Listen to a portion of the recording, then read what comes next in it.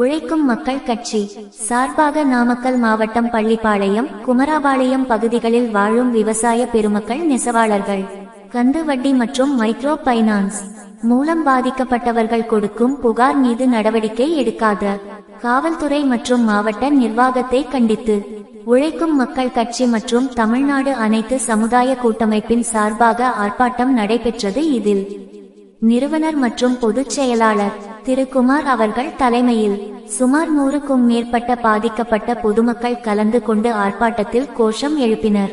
பாதிக்கப்பட்ட பொதுமக்களின் குரலாக குறிஞ்சியர் முன்னேற்ற பேரவை மாநில தலைவர் குறிஞ்சி சந்திரசேகரன் அவர்கள் கலந்து கொண்டு கண்டன உரையாற்றினர். அதில் பாதிக்கப்பட்டவர்கள் கலந்து கொண்டு ஆர்ப்பாட்டம் நடைபெற்றது.